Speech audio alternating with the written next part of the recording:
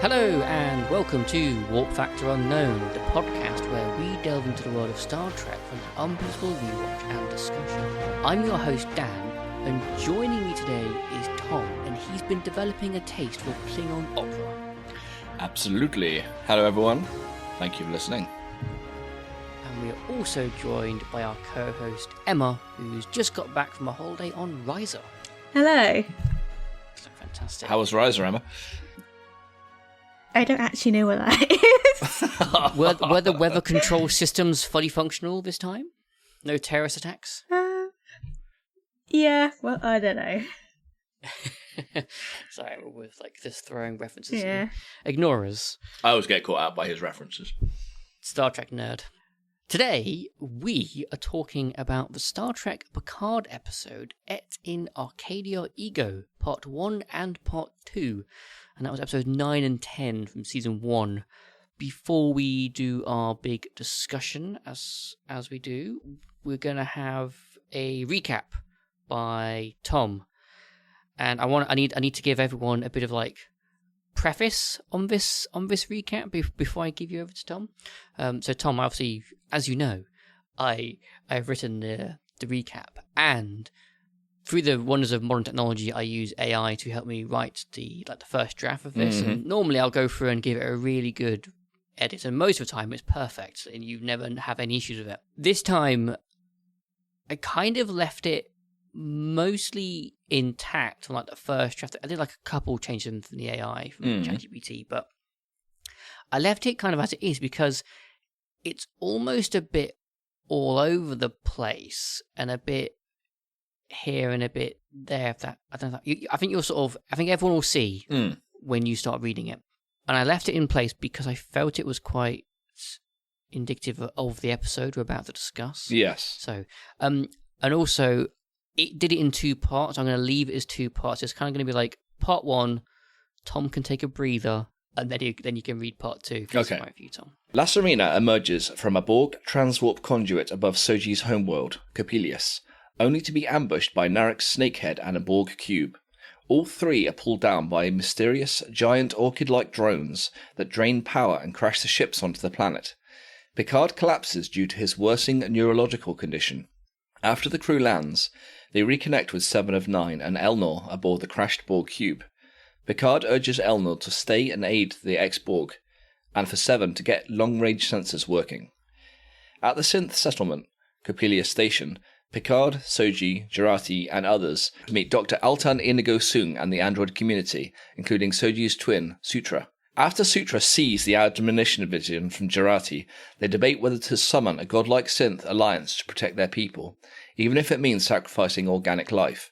Narek, the Romulan, is captured, but escapes with Sutra's help, and murders a synth to feel justification for summoning this powerful alliance. Picard is put under arrest as Romulan reinforcements, 218 warbirds, close in. Fantastic. So that was part one. I'll now give you part two. Picard remains imprisoned while the Orchid drones and Romulan fleet under Commander O prepare to annihilate the synths. Narek teams up with Raffi and Rios to deactivate the beacon that would call the Synthetic Alliance Tentacle Monster. Jurati betrays Sutra in helping Picard escape. Altan Sung learns his daughter Sega was killed by Sutra, prompting him to turn on her.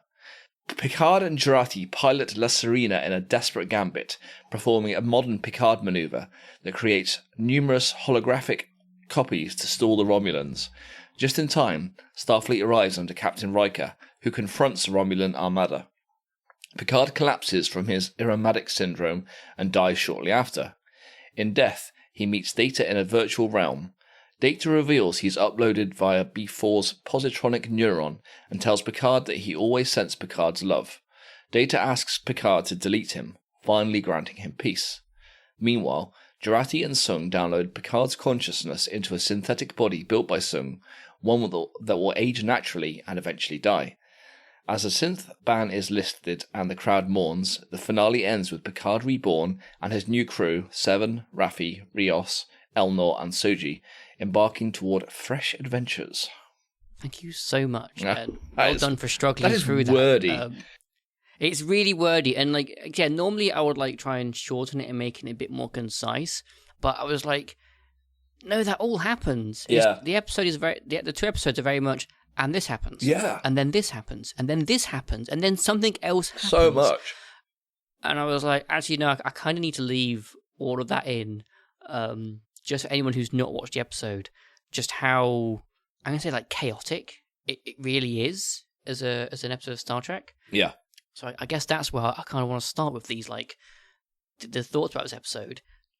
So much happens, and it feels very disjointed, and, like, they just couldn't settle on one story. Like, suddenly, we obviously haven't watched a whole season, but me and Jacob, we had an episode of Picard season 1 as a bonus episode a little while ago. Yeah. But things like that Soong guy turning up, he was like Dr. Soong's brother. Yeah. He just arrived. That's the first time you see him in this season. Yeah. In this episode, just comes out of nowhere. He's like, "Oh yeah, I've always been here." You're like, Yeah. oh, okay. Have we heard about him beforehand, or has there been any mention of Possibly like a reference early in the season, but Yeah. and then like we suddenly learn about this tentacle monster synth alliance thing from space. Yeah. And you're like, oh, okay, that's quite a big thing going on. But then they almost quite quickly go away. And then there is this Romulan armada which arrives. Yeah. And then a Starfleet armada arrives, but then they both go away. And then It's Picard's really... Irremotic syndrome and all comes out. Yeah. It's like he dies, what? but then he doesn't. It's yeah. A lot happening. I felt as an episode and as a season final very chaotic, Yes. very lost, very confused, and I was like, I don't. Yeah, it kind of felt like they had all these ideas and like storylines and stuff they had to wrap up, but then they didn't give themselves enough time to actually like wrap it up. You say wrap up. A lot of these plot points become a thing in this episode. Like they sort of appear in this episode and then go away in this episode. I don't know. But you know that's Picard. I tell you what though, I don't know about you guys, but Patrick Stewart, the man looks a bit old.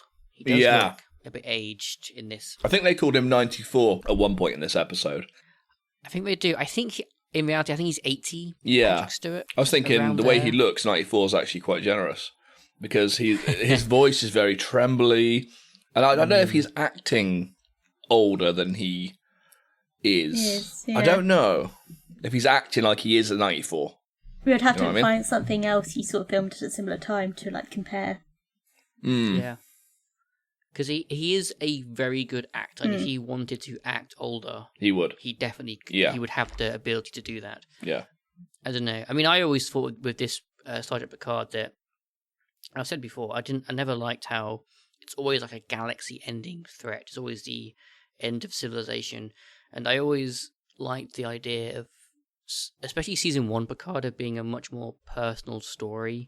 Like the show opens with like on Chateau Picard. And I was like, just stay there. Stay on Chateau Picard. Maybe Picard's become like a recluse and he doesn't want to go out to space. And maybe then there's like a rumor that Data's still alive or, you know, something. And like the whole season is just sort of like this like personal dilemma with him. Not end of the galaxy. And even like season 2, they're traveling time and fighting a Borg. And season 3, there's... The Dominion come back. Changelings, and destroy the Federation. It's just, oh man. Oh, I mean, for so someone stressful. that can't remember watching the first first few episodes of this series, I was pretty lost with how much was actually going on and how many different plot lines were happening. I was like, oh, what is this? Yeah. So I actually have seen the first series of Picard, and this is like the first time on this podcast we've had an episode come up where I've actually seen it like before. Oh, That's amazing. So I just assumed you had never seen this. No, I saw the first episode. I saw the first series of Picard. I never saw the second or third.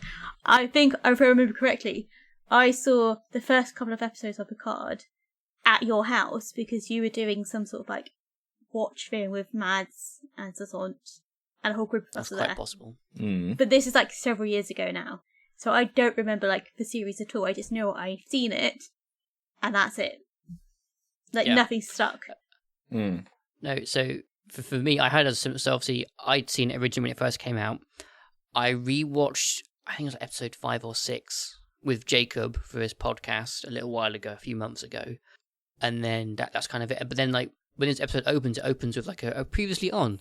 And my note is that didn't help me at all. I had no idea what the hell was going on. I just got Simps bad, Maddox, ladies going home, who is Soji, and everyone's old. I'm like, that's kind of like the notes that I from that like opening. I was like, I was very confused. But that's fair. Obviously, like, you know, we can't really criticize the episode of Star Trek for that because we're just watching the season final out of context. That's not its fault. That's our fault. But still, there's a lot going on this episode. It definitely is sort of it was a bit confusing at times about like why they're doing what they're doing, but then that might be because I might be own context and stuff. But yeah, it's quite funny. The guy who I forgot his name now. The pilot. Rios? The one who owns the ship, yes. Yeah, Rios, yes. That actor was Sir Lancelot in the BBC Merlin series that was on for about a good at least 10 years ago, if not longer, like 15 years. Yeah. Excellent. Yeah, so I saw that and I feel like it's Lancelot. So I spent the whole time just like, yeah, that's his name, that is Lancelot. I've seen that. Like, actually, me and my partner, we're currently doing a rewatch of the crime show Castle with Nathan Fillion from like 2010 or whatever it was.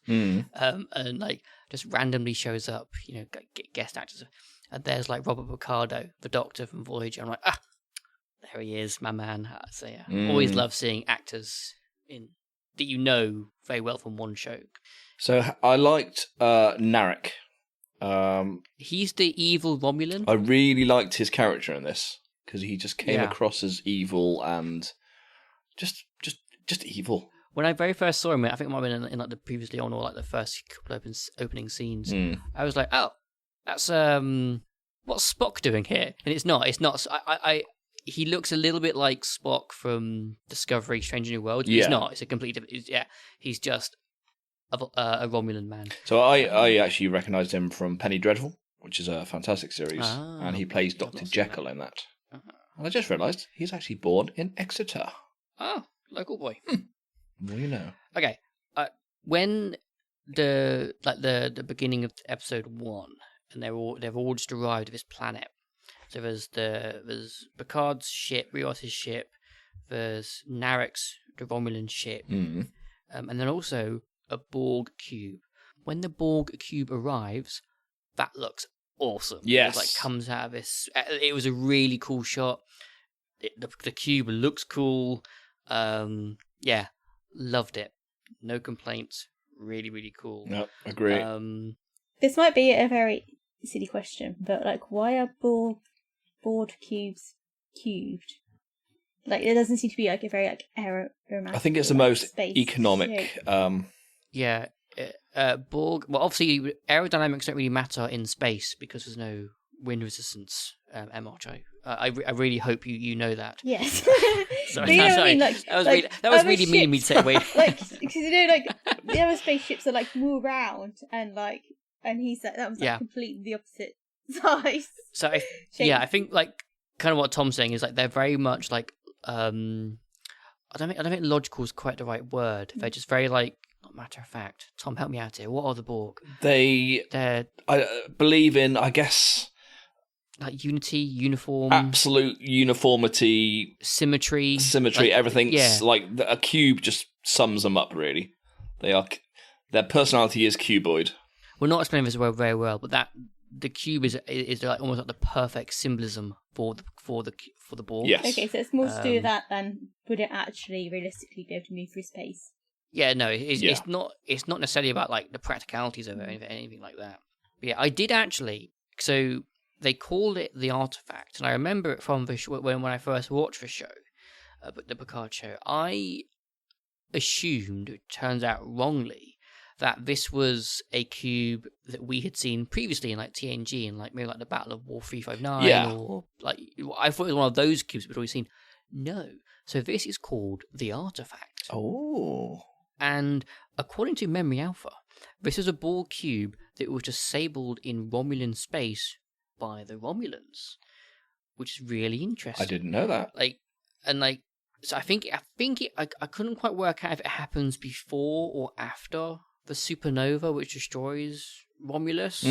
But for some reason, they sort of scratch a deal with the Federation as like a scientific partnership. Like they'll both like study the cube together. And I was like, that's really cool. There's like a really cool story there about the origin and this battle of this artifact cube. Yeah, and I like the idea that it's not always Earth that gets Borg attacked with cubes. Occasionally the Borg come for other planets. That's nice to know, actually. Well, cool. shows they're not just limited to, Yeah, and while reading that on Memory Alpha, Memory Alpha also mentioned the Romulan Free State, and I was like, oh, what is this? And it's so obviously Romulans in most of Star Trek is just a Romulan star empire, but after the supernova destroys Romulus, it obviously splinters, I guess, and the civilization doesn't really exist. So this is like the Free State, which is kind of like backed by the Tal Shiar, so like the CIA or whatever. Yeah. Anyway, I went on a bit of like Memory Alpha rabbit holing, and it was quite interesting. I'm just looking at someone else's summary for this, and it sums up quite well. It's... Oh, no, it doesn't. Well, basically it's saying this felt like 10 episodes being told in one. Yes. And I agree. Exactly. I think that's why I'm sort of struggling to come up with relevant plot points. I'm thinking, which bit do I go through well, what do you actually first? talk about? Yeah, there's so many. But still, I digress. I want to talk about the weird orchids, defense flower things. Mm-hmm. Like, they're there, they take down the ships at the beginning, and then they mention they can make a few more of them, and they start the attack on the Romulans, I think, in episode 2, but they never explain what they are. I mean, they just... No. I think it's a case of somebody was like, oh, wouldn't that look cool if we took the ships down with flowers? Yeah. And like that was it. That was as far as the show went with that. I mean, I don't get it. So I've never heard of them I was before. thinking it was something like synthetic that they had like curated, like he was creating with the butterflies and stuff. But yeah, but like, how do they survive in space? Because I'm assuming they still need oxygen. That's a great point. If they are real flowers. Yes, Yeah. exactly. Because they appear to be real flowers. More questions than answers as we're going to get, I think. Do they occur again, these flowers? I mean, in any other episodes, or just this one episode?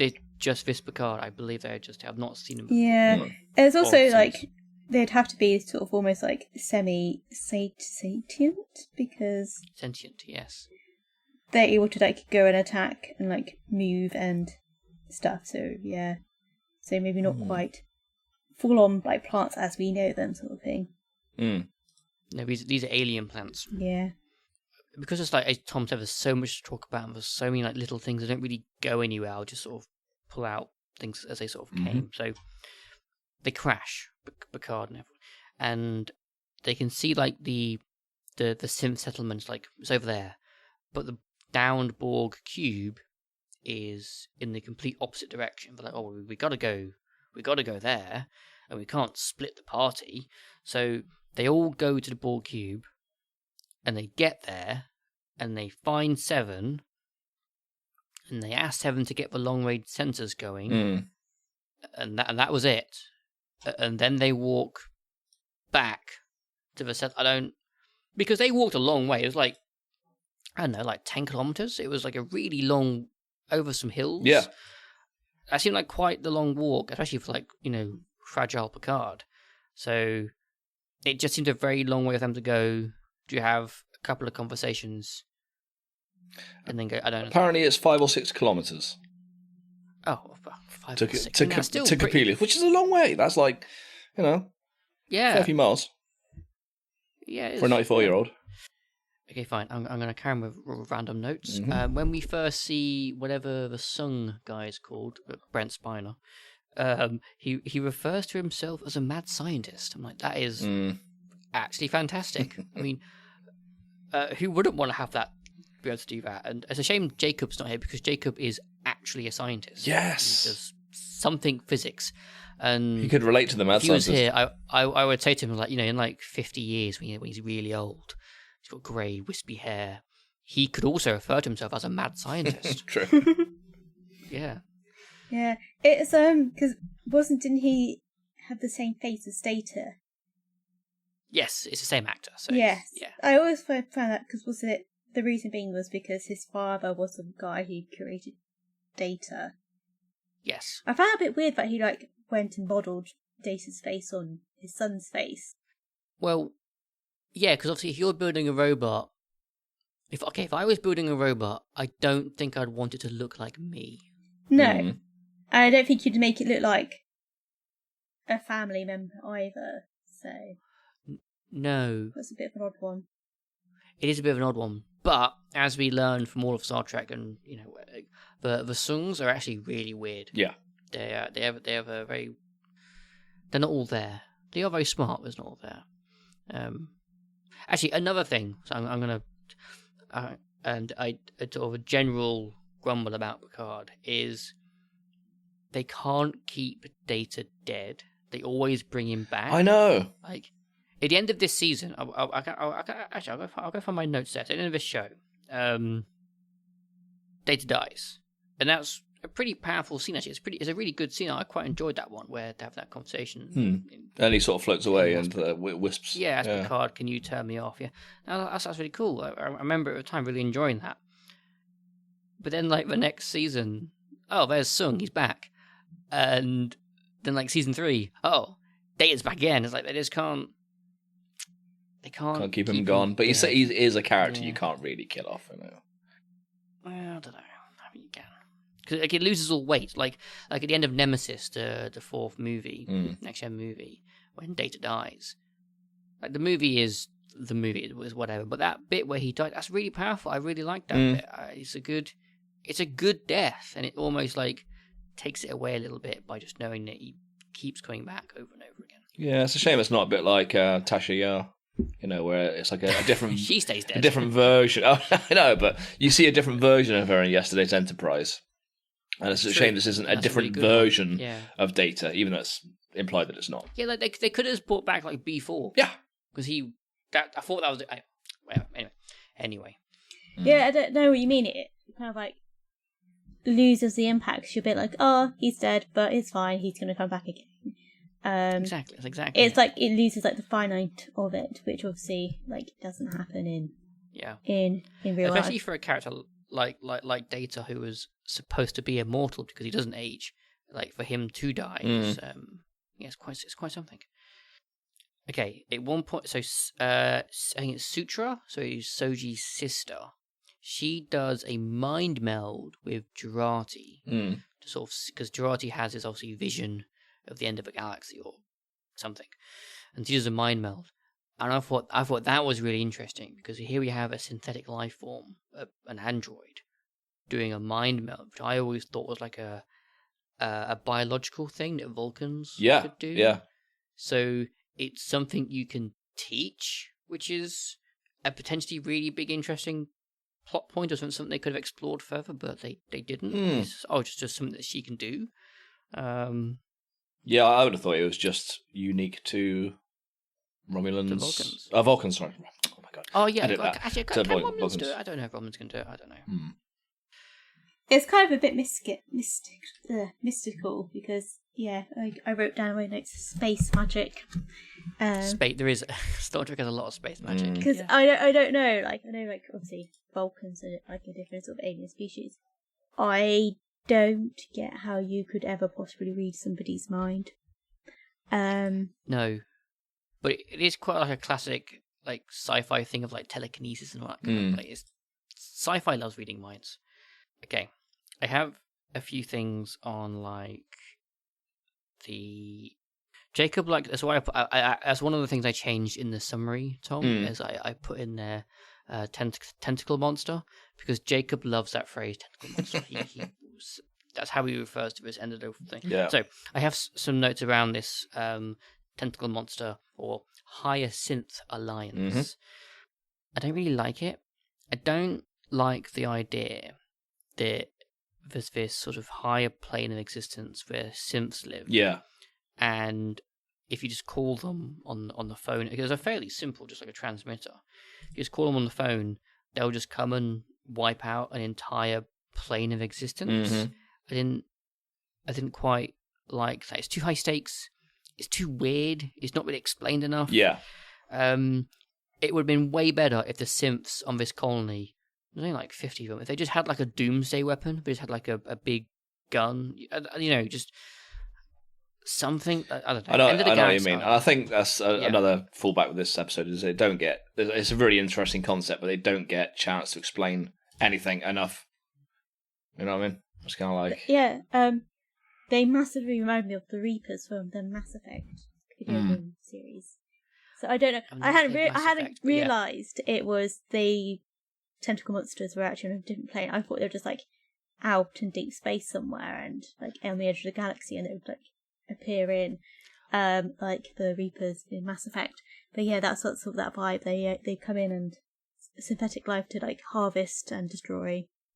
Yeah, and I don't know. I just don't like the idea that there's this whole sort of society of synthetic life, the one that's wherever they are. Yeah. They cannot tolerate organic life, and the only option is to destroy it. I feel like that goes against the spirit of Star Trek, which is you can have peaceful coexistence with everyone. There's always another option. Yeah. So I feel like if they were going to go that route, they could have had like Picard does an emotional speech and they form peace with these. I don't know. Because old man grumbles at sky. There would have been some form of organic life that invented the synthetics in the first place. Yeah. So what happened there? It feels like the Matrix. This is exactly the Matrix. I love that. Oh, I watched the Matrix. I also noticed there was I think it was this episode, there was an F-bomb dropped in there. Anyone else notice that? I want to say yes, but I couldn't tell you where. And that, to me, is quite rare for, I can't, maybe in Discovery? This is not the only Star Trek, more modern Trek, which has used coarse language. And I don't mind it, I don't hate it, but also I can take it or leave it. In this context, it seemed a bit out of, I don't know, seemed off. Because it was when she was talking to the, I'm going to say Romulan? Evil Romulan? The evil guy. Yeah, it was Narek. Narek, yeah, when he was being talked to in the ship. And I thought, it just jarred me. Yeah. I don't mind it in most contexts. I think it was Raffi who says it. Raffi, that's right, yeah. Yeah. I like Raffi too. She's a really, really good character. I do like her. Anyway. It is mentioned in this episode, but it played more of a thing in the episode I watched with Jacob a little while ago. There's this Romulan cult which don't like synths, and they're the kind of the ones that are hunting them down and trying to destroy them. And they're like this. They've been going for thousands of years. They've been, they're a cult, don't like synths. When synths arrive, they'll go and kill them. And I was like, well, hold on. I have a question here. Raise my hand.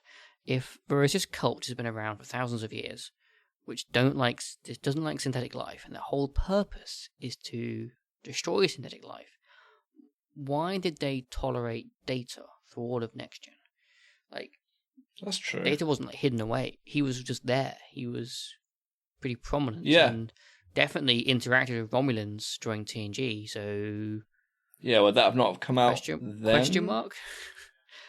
Exactly. Don't know. I'm just throwing out more questions. I think it's probably cool. The writers hadn't invented them yet. Yes, but surely not. Oh my God. Surely not. Yeah, I know what you mean. Like, because I don't know if it's the case of Data was maybe too protected within Starfleet, and they didn't want to go after him in case like it caused a bigger issue with Starfleet. But yeah, it is one of those like plot points. I think also probably is quite often an issue with like universe that have loads of TV series that have been running for a long time. If you start looking into it too deeply, you start noticing. Oh, yeah, of course. These plot holes, and it's just a case of probably the writers didn't have invented those characters or those people yet, or that concept. Yes, exactly. Okay, I have exactly one more note from episode 1. and that is simply IKEA Light. You recognise that, did you? Yeah. Did you notice it? No, but I've heard it mentioned in one of the reviews here. I'll, in a second, I'll share a link in a sec. Yeah, in like the bedrooms, they have this pendant light, which is just from IKEA, and it's a touch jarring just because it's a fairly new thing of my IKEA. Like, it's not like that old, but it's fairly iconic, I think, from like an IKEA perspective. Anyway, so yeah, they have just an IKEA, which, you know, that's fine. Like somebody could have just like seen that and they replicated it. I was like, oh yeah, that's cool. we'll replicate an IKEA light. Yeah, so like, it doesn't feel that out of place, but also IKEA light. I mean, it could have been they spent so much on all the special effects for this episode. There were like so many plot points and things going on. They're like, oh my god, our budget. Can we get like a cheap IKEA light? We just need a sci-fi light. Yeah. Like in I think it's 2009, Star Trek 2009. They just have Dyson hand dryers from like toilets. They just have those just on the wall in the corridors. Oh, I see why they got that light though, because it is quite. It's very sci-fi. Very sci-fi. It looks a bit like a Death Star. Yeah. So I kind of see where they're going with. Yeah, totally. It's very sci-fi. Okay. Has anyone got anything else for notes? Episode 1 kind of notes specific? Only note for the first episode got left would be when they were having that conversation with the Romulan guy, and he was talking about that folklore story about the tentacle monsters coming. Mm-hmm. I was a bit like, how did they know that? I was assuming it must be like something that's been passed down from like generations, like some sort of myth, like because he's referring it to like Ragnarok and like Norse mythology and stuff. But does that mean those tentacle monsters have been to the universe before, or to the galaxy before? It's a great question, because if there had been some kind of apocalyptic thing like that, there would be evidence, and I would point you towards the dinosaurs. Like, you know, a meteor came, wiped out dinosaurs.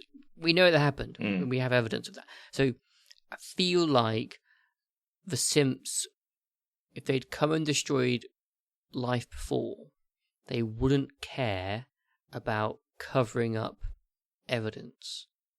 They're just, I'll just come back and do it again. Yeah. So, excellent point, Emma. There would be evidence. Yeah, see, he was talking about whole history repeating itself and stuff, exactly. Which was a bit like, okay.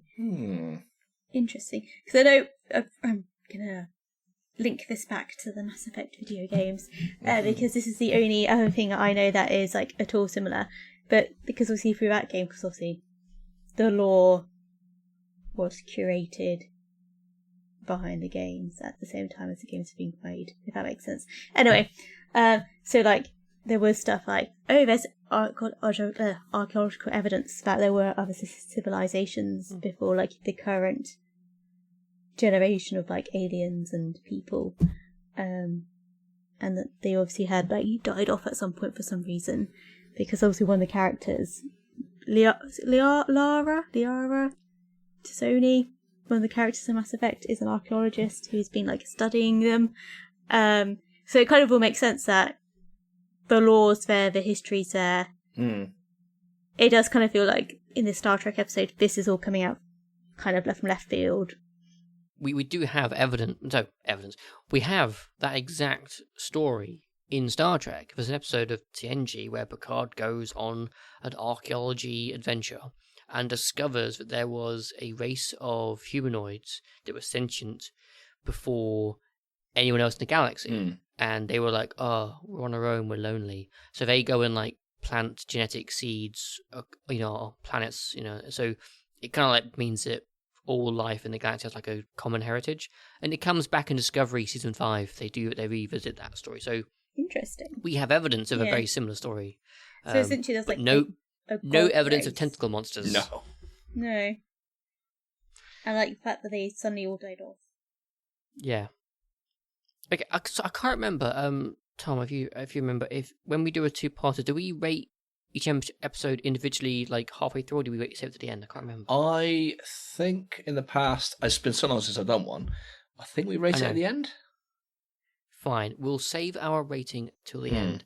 So, episode 2 of Et in Arcadia Ego.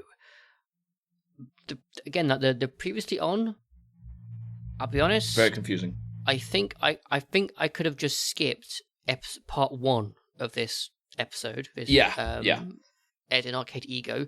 Just watch that recap and would have gotten enough context to have been fine. I don't think the first episode really added that much, really. I mean, maybe I'm saying that because I'd watched them both like back to back, but well, I think you're right. I feel like episode 1, nothing really happened, but anyway. No, I agree. This episode, I'm just gonna say my thing now. It was, in my opinion, a better episode. It was better for 2 episodes. Hard agree. Okay, let's pull out some little bits and bobs. So the Romulan ships, the 218 of them which are coming. They're cool. I like them. They look very Romulan. They look nice and updated. I like them. Good design. No complaints. I agree. What else have I got? Oh, okay. This is great. This is fantastic. So in the last episode, Picard got put under house arrest. He gets put in a room and locked away. And they know they've got I think it's 24 hours, whatever it is, before this Romulan armada arrives and destroys everything. Yeah. Kills them all. Picard's just having a nap. He's just chilling out. He's not trying to escape or convince anyone or do anything. He's just literally having a nap. That's true. I love that. That's fantastic. Is that sort of hinting at his sort of worsening state of health? Maybe, but it didn't look like he was ill. He just looked like he was having a nap.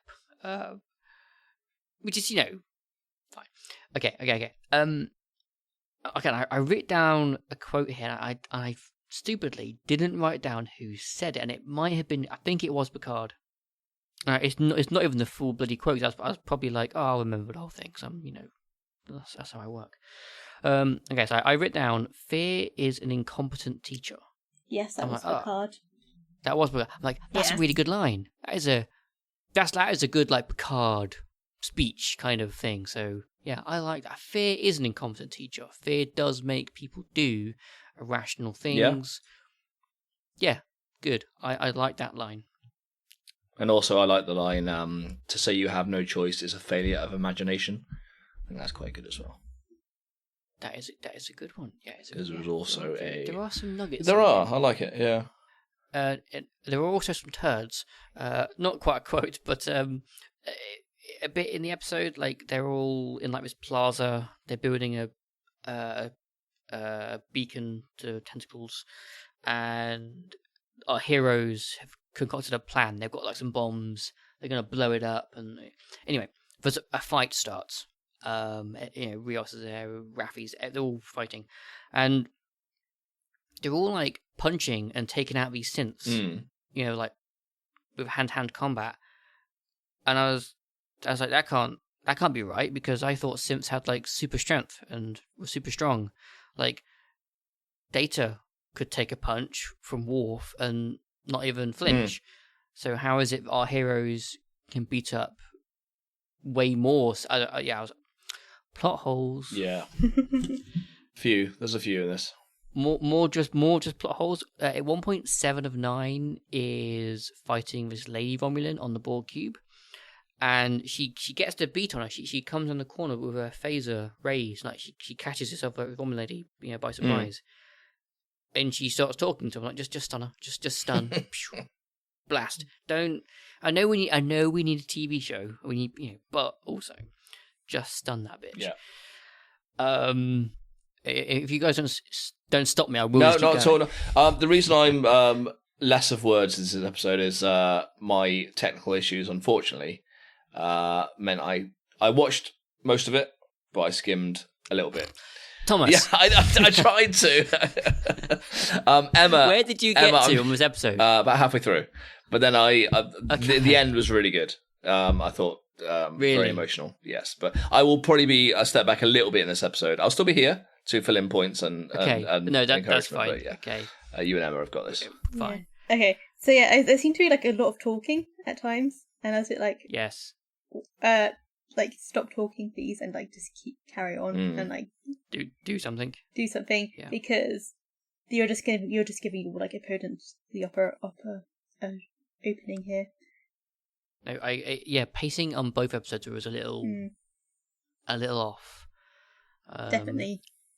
But we do get Picard Maneuver version 2. I like that. I do quite like that. That was a good callback. Bit of a silly thing to do, but good callback. I also like he had one of those quotes where he was talking about like it was like Picard's parenting advice, and he was saying, "Oh, the best way to teach children is by example." I just sitting thinking like, yeah, that is so true, and I wish more people thought of that and did that these days. But also, it was quite funny me thinking about I would not give it a these days, Emma. It's an always days. Has always been. Okay, well, anyway. But it was also quite funny when you're talking about the last episode we saw in like the previous episode of the podcast, where Picard seemed to be like not that keen on children and very like he hates kids. Yeah, that's a bit like that's quite funny. He's now giving like parenting advice and he probably has zero experience with children. I got that as well, but then also people do change and do like mellow, so maybe Picard has softened in his old age. Okay, so yeah, a lot of things happen, as we heard now, like the recap. A lot of things happen in this episode, like quite quickly. So I think I'm at the point where like the Romulan fleet has arrived, and they're sort of gearing up to take out this settlement. And the captain, her name was Commodore O, I think her name was. She says planet extermination pattern number 5. I was like, well, 5 patterns. Whoa, hold on a second. You guys have got at least 5 patterns for exterminating a whole planet. Do you need more? Yeah, I know. Well, surely one is enough. Surely one's enough. I did crack a smile at that one on my watch. I was like, that's because you do wonder that's like so weird. How often do they like deploy these planet? I know. Yeah. Also, you can just say that to like some random helmsman and like gunner, and they know what that means. Like it's quite a common thing to happen. Romulans, man. So I want to know what the all the extermination tactics are. Well, here's the thing, because from what it appeared to be was just point all your guns at that one place and blow it up. That's not really a pattern. That's just fire everything. So maybe that is just like the brute force way. I don't know. Okay, a bit more of like a bigger philosophical. This is kind of back to the tentacle monster thing and that kind of conversation. I probably could have put these notes together, to be honest. The Higher Synth Alliance are coming to wipe out an entire galaxy's worth of organic life to save 50 synthetic lives. Now, I'm sure they think that the synthetic life is worth saving, because it is. But if we're looking at pure numbers here, we are talking about trillions of lives for 50. Yeah. It doesn't... There's no way you can justify that. I don't... So... Seems a bit extreme. Yeah, to save 50. It's a little extreme. Yeah, definitely. I think it seems to be something that I have noticed with like TV shows recently. It always seems to be the stakes are really, really high.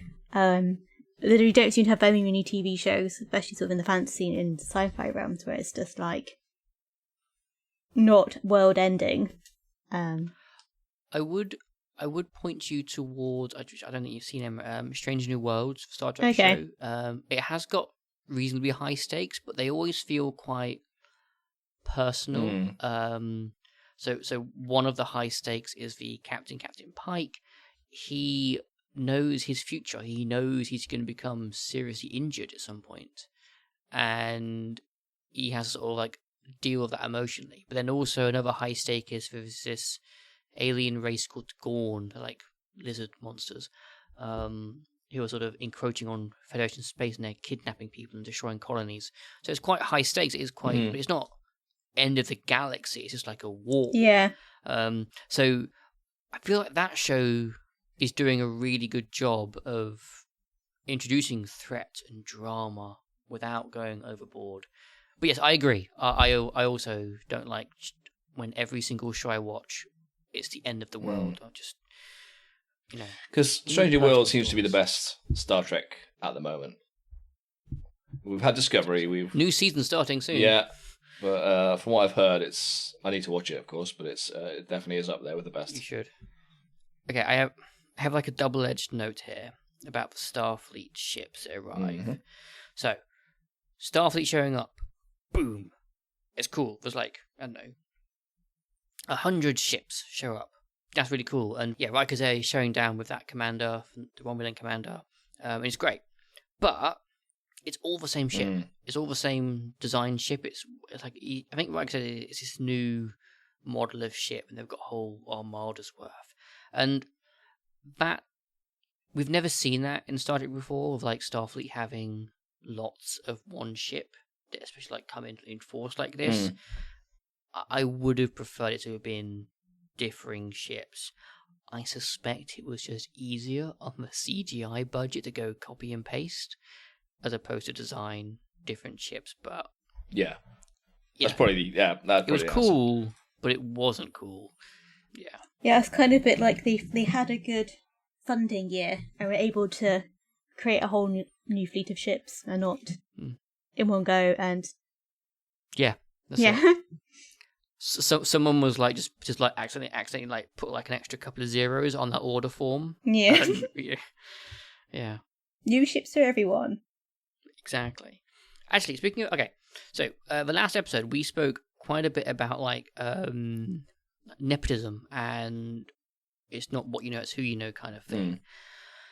And Riker, he gets out of retirement. He gets put back in command of not only a ship, a whole armada of brand new ships. And you're like, that man's got some connections. He's got some sway. As opposed to the captains and admirals who are actively in Starfleet now, who probably know those ships way more than Riker does because he's off making pizza on some planet with Troy. So yeah, I thought that was interesting that we're seeing this kind of nepotism creep back in our Star Trek. Do you think he went back willingly? Yeah, it was his idea. He knew Picard was in danger, so he was like, I'll come and save you, Picard. But then like he saves Picard from the Romulans, and then just fucks it off, and he just goes. He doesn't even leave one ship. Like, Picard dies like 30 seconds later. I don't know. They could have left. Grumbling. It's a bit like he had a deadline. He had to get the new toys back. Exactly. So, yeah, like maybe he didn't actually like get given. He just borrowed them without permission, kind of thing. Yeah. But then, so then Picard dies. Just it's almost a bit random. He's like, oh, I'm dying. And he dies. But like, they don't beam him to like sick bay or even a bed. They just beam him to the ground in this plaza. I noticed that. Dies on the floor. You're like, a bed, surely. So, it's only been an admiral for the Federation. It's not like he deserves. It's only Captain Jean-Luc Picard, It's just...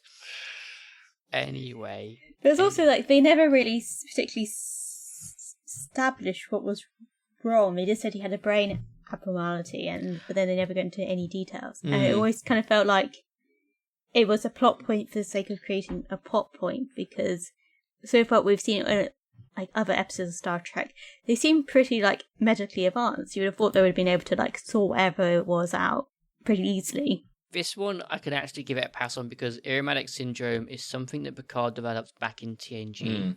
I forget what episode it is. And yeah, he gets this and Crusher says at the time, it's fine, it can lay dormant for years, it won't affect you kind of thing. And then I think in the season final of TNG, it comes back, like Picard's doing some time travel nonsense, and in like an older version himself, everyone's like dismissing him because of this Irumodic syndrome. And then I believe at the early part of the Picard season 1, it's mentioned by someone he's back or whatever. So I can give that a slide. It's not quite come out of nowhere like some of the other plot points of this episode, but they did definitely like a way to kill him, and this was the way they chose. But it did kind of feel like it was a bit out of place where they seem to be able to cure all sorts of other things. Like, why can't they just cure it? Yeah, they just can't. They can't cure this. Yeah. Yeah, it seems to be a bit random that they can't. Yeah. I don't really have like vast amounts of notes for this episode. I have one, which is like fairly, like probably like the most meatiest thing I have for this episode. It's not. Alright, fine. So, Picard dies, and then he wakes up, and he's talking to Data in this like synthetic environment. Yeah. And like a USB stick with Data. And they have a little conversation. Like Data asks Picard, like, "Oh, do you remember dying? What was it like to die?" And they have that conversation. And then Data says to Picard, "Oh, they're making a synthetic body for you. You can go back." Okay. If I was Picard, if I was 94 years old, and I had just died, surrounded by friends, I just saved the day again, I think I'd be okay. Like, Picard seemed pretty comfortable with him being dead. He wasn't like upset or angry or anything like that. And I think I'd be equally not thrilled about going back to life if I was going to go back and still be 94 years old. I feel like just let me die. I think. When he does go back, then they're saying, "Oh, we've given you this new lease of life," and he's like, "Oh, and I want another 10 or 20 years." So he's going to be what, 114? He won't be. Well, no, that's actually canonically. That's correct. In Star Trek, that's established. Because on the very first episode, Tom, do you remember, of TNG? Data is escorting Bones, Leonard McCoy, back off the Enterprise. He's done like a little tour. He's an admiral, and he's 120 or whatever. So humans do live a lot longer in Star Trek because of that medical advancement and technology. So they obviously cracked how to stop us from aging as quickly. Well, I think possibly. It's like Bones looks old. He looks 120. He looks really old. So it's probably more like they've figured out how to cure like cancers and Alzheimer's and things. That the things like typically kill us, like you get pneumonia, it won't kill you sort of thing, like it does like a lot of old people. But eventually something's going to get you. But yeah, so Picard saying he wants 20, 30 more years seems pretty reasonable. According to Google, he died at the age of 94, but I think they're talking about when he actually died. But he came back, didn't he? Yeah, he came back as a synth. Oh, I see. So he actually died, but he's going to be synthing it around for the next 10, 20 years. Yeah, I see. That's basically it. And you're like, why couldn't they just give him like a 50-year-old synth? Why? Obviously, because it's an actor. I get it. I know why, because they can't make Patrick Stewart younger. I know why they can't do it. But I feel like they should have either not killed him or killed him and just done one season. Just had one season of Picard and then he dies. And that would have been great. That would have been a nice round. Because it should have been called Star Trek Synth Picard the next couple of series. Because it's not actually him, is it? Synthing it up. No, it's not. No. So, And like they'll offhandedly mention it in like season 2 and 3, but like it doesn't really do anything. It doesn't mean anything. I don't know. It's an excuse. Sorry, you say they can't make him younger, but like with the power of what's the word? I've completely lost what I was going to say then. Like CGI. With the power of CGI, that they can make him look younger, because that's so many like the Star Wars reboots and stuff like that. They've done so much of that. It's like. Yeah. They have, and Disney have got really good at it. Like you go back and watch Rogue One, and they have like Princess Leia and Grand Moff Tarkin, and you can clearly see they're like CGI. But then like you watch like Mandalorian, and they bring back Luke, and he looks better. He looks, it's almost passable. So you are correct. They probably could have brought back a younger Picard. Anyway, do either of you have anything more from this episode? I feel like I've been talking quite a lot. I did like it's quite telling. Yeah, where to start? No, I think for myself the best bit is the Picard data scene. That is a good scene. I liked it. I liked also how. So actually, you did get quite far in the episode. Then you did get quite before your tech issues. I skimmed to the different bits and then back a bit, and I got annoyed at the tech issues, and then I went back again. Anyway, but I just liked it. The whole emotional context of the whole scene was good. That was and good. Also the farewell. Let me just see what the thingy is. It's the last words, which could have been made more, but all it is goodbye, Commander. And he goes goodbye, Captain. I thought that actually works quite well. Their final words to each other as nonsense. Yeah. Actually, Jared, that feels quite like wrapping up a review.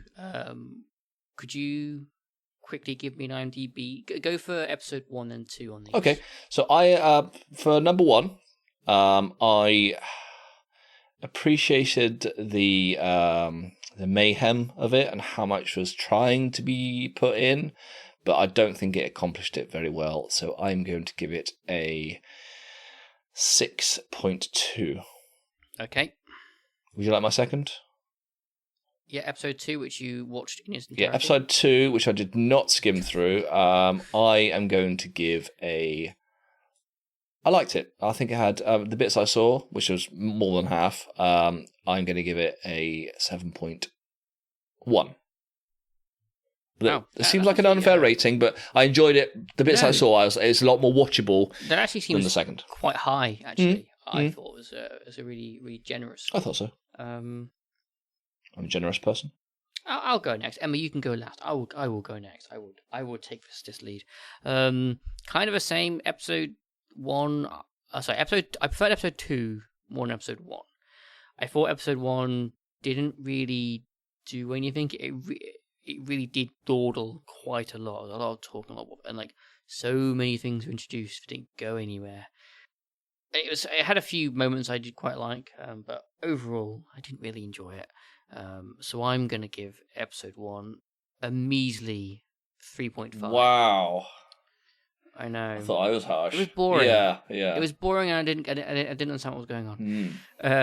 Episode 2, I enjoyed a bit more. Like, there were some really cool scenes. Like the whole the data dying scene was. I enjoyed that. There was some really cool things I enjoyed. But it was all over the place. There were so many plot points, so many things weren't explained. It was draining, I think is the word I would use for these 2 episodes. So part 2, I will give a higher score of 4.7. That's still very low. It's still very low because I didn't really enjoy this episode. No. But, I can kind of relate, because even though a lot happened, we haven't had... Nothing happened. It's like, there's like nothing really of note happened. Because too many things happened. Too much happened, yes. Yeah. Emma, come on, take it away. Okay. What have you got? So I think for the first episode, I'll probably go for a 4.5 because it did feel like too much was going on, and they didn't give anything enough time to really like develop or feel like, especially with the characters and stuff, you didn't feel much connection with the characters. And then for the second episode, I think the second episode was better, but I think that's because I did quite enjoy like the emotional scenes with Picard and Data. I like the philosophical, I can't say the word now. Keep trying, please. Stuff they went into. So that was quite interesting. But again, it kind of felt like it's very talky, and the action was just kind of like stuff on the side. And it just felt like it was a bit disjointed at points and kind of a bit all over the place. So I'd probably go for a 5. Mm-hmm. A 5, yeah. Yeah. I think that's fair, personally. Yeah. Right, okay, well there are fairly low scores. Tom, you gave it, I think, relatively high scores. Yeah, So I might be regretting life choices Let's, now, but okay, we'll see. I will see what it actually got on IMDb, so give me a second. Yeah. Oh, really? Okay, fine. Et in Arcadia Ego Part 1 gets a 7.3. That is high. Wow. That is quite high. I wonder if we're missing so much like context in the rest of the season where like this makes no sense, Maybe. but it's because we've only watched episode 9. Maybe that's it. Okay. Part 2 gets a slightly higher 7.6. Oh, okay. But that's I guess. Sure. Well, that high ratings. Whatever. Yeah, quite high ratings. Yeah. We need to select another episode for us to watch. Emma, you won't be here for this. Actually, well, that's a lie. You might be, actually. Well, we don't know. We have no set third host arranged. I was just going to sort of see who's available, see what comes up. So maybe Emma. We'll see. Anyway, we need an episode to watch. Tom, you get your thing ready and I shall read a couple of rules.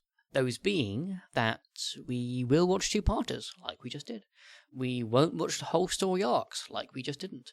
If we get the same episode, we will go up or down. The previous selection isn't allowed, so we can't have Picard again. And we can't have the same show twice per season. So for season 3, we've watched Picard twice, and we've watched Voyager twice. So both of those are out the running. So I believe that means you should have 11 shows I have on your... exactly 11 on my radar. Perfect. So let's randomize this. Yeah, I'm going to go... I think I said last time I want Strange New Worlds. I still want Strange New Worlds. Okay. Give me that, please, Let's Tom. have a look. 11! 11. Excellent. So what is 11 on your list? The original series. Ooh. So not quite what we Excellent. wanted. No, but it's kind of Strange New Worlds-ish. Yeah. But it's not really. Excellent. Fantastic. That's fine. Yeah, I don't really... I've not seen that enough, or recently enough to sort of say, I want to watch this episode or whatever. So, yeah, I guess season 1, 2, or 3, if you please. We have one. Season 1. We might get... is it City on the Edge of Forever? Edge of Tomorrow? The famous one, the one that's like really good. Well, that's it. How many episodes are there in the... Okay, we've got 29. Are you ready? I am ready. 28. 29. No, 28 is what it's span. Oh, it's 28. Okay, you really want to watch episode 29, do you? Oh, it is. What? It's City on the Edge of Forever. Is it? Yes. Fantastic. Which is probably one of the most famous original series episodes. Okay. So been. So that'll be a good one. Let me just get a quick synopsis. Oh, do you know I've never watched this episode? It's a good one. After accidentally overdosing on a powerful stimulant, Dr. McCoy becomes unbalanced and disappears through the Guardian of Forever, a newly discovered time portal on a remote planet. Kirk and Spock follow after learning that McCoy has somehow changed history, removing everything they once knew, including the Enterprise. Arriving in the 1930s, the duo meet Edith Keeler, a New York social worker who gives them a place to stay. As the days pass, and McCoy is nowhere to be seen, Kirk finds himself falling in love with Keeler, but Spock discovers that Keeler must die to restore the timeline. Okay. Yeah. It's a classic episode. Yeah, sounds really good. Definitely haven't seen it. Moral conundrum. So that's a good one. Yes. Wow. Fantastic. Okie dokie. Thank you for listening to Warp Factor Unknown. I've been your host, Dan, and I've been joined by my co-host, Tom. Thank you, everyone, as usual, for listening. Excellent. We've also been joined by our co-host, Emma. Thank you for having me. Thank you very much for coming along, Emma. Today we talked about the Star Trek Picard episode Et in Arcadia Ego, Part 1 and Part 2. Join us next time as we take another deep dive inside the universe and we talk about the original series episode, The City on the Edge of Forever. Until then, thank you for your continued support. If you would like to contact us, please email us at warpfactorunknown@outlook.com. Don't forget to like, share, socials, all that stuff. The music we use for this podcast is called Starfleet Command by Jeff Harvey.